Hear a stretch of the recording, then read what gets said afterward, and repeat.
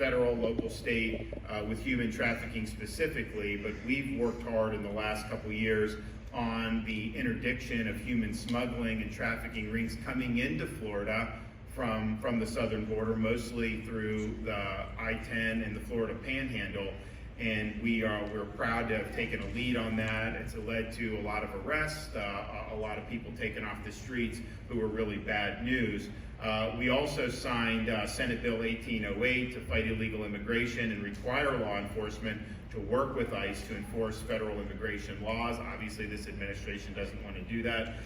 And then just this past week, we signed SB 1718, which is probably the strongest bill in the country to curtail illegal immigration, and it included enhanced penalties for human smuggling. And I think it's going to make a difference. Earlier this year, I called, last year, I called the Florida Supreme Court to impanel a statewide grand jury to examine the international smuggling networks that are bringing illegal aliens to the southern border and even into Florida. The most recent report didn't get a lot of media attention, but it should have. And here is one of the lines from the report, quote, "The federal government is facilitating the forced migration, sale, and abuse of foreign children.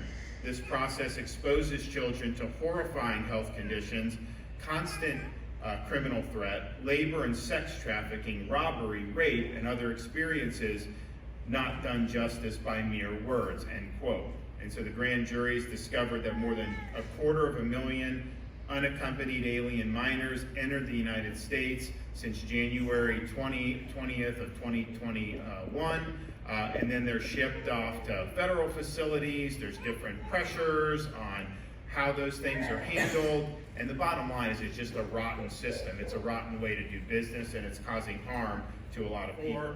7064 to combat human trafficking and support victims of human trafficking. And so the legislation does a couple things. First, it establishes a civil action against traffickers and allows victims to recover damages from adult entertainment establishments. It's going to serve as a deterrent for some of those people, knowing that now they can be liable in a more direct way financially. The legislation also allows human trafficking victims to receive restitution from the sale of their traffickers' seized property. And additionally, the legislation increases penalties for adult entertainment establishments that exploit minors. From a first-degree misdemeanor, it's now going to be a third-degree felony. We understand that there's a lot that end up working in these establishments. So this is something that is important to recognize when you talk about human trafficking. Some people that get forced into this kind of becomes all they know, and sometimes it's hard to get out, even if they ultimately want to. We look at it and say, well, why would someone want to do it? But when you're in those situations, you're treated like that for a long time. You may not have anywhere to go. So this bill requires prostitution and lewdness offenders to attend an educational program that will direct them away from traffickers and toward supportive resources.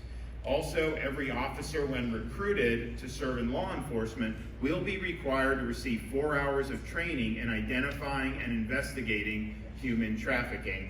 Bill also requires the University of South Florida to house and operate the statewide data repository for anonymous human trafficking data to evaluate trends and evaluate the effectiveness of state initiatives in combating human trafficking. So that's a lot, and that's only one of the bills. The other bill, another bill, Senate Bill 1690. This will require hotels to follow current human trafficking awareness laws and to enhance protection for the likeliest targets, young children. So under current law, they can kind of follow, and then they get a slap on the wrist and all that. We're done with that. If you are in violation, you have a small period to cure.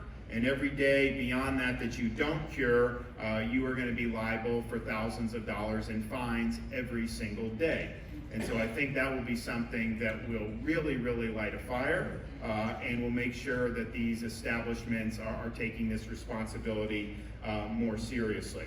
There's also facilities known as residential treatment centers for children where young people can receive intensive round-the-clock treatment for their behavioral health challenges, including the trauma suffered by victims of human trafficking. This bill requires these facilities to place signs on their premises warning children about the dangers of human trafficking and providing avenues for reporting human trafficking. At children's safe houses, SB 1690 enhances security requirements. It requires safe houses and foster homes to have age-appropriate programming that will help kids identify the signs and understand the dangers of human trafficking and commercial sexual exploitation.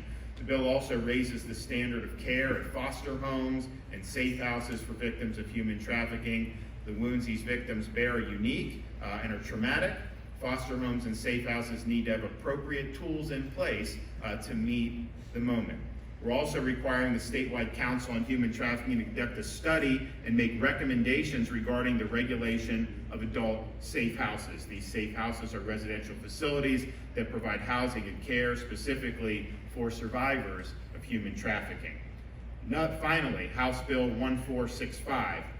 We are taking action to strengthen penalties for the dangerous criminals who prey on these victims.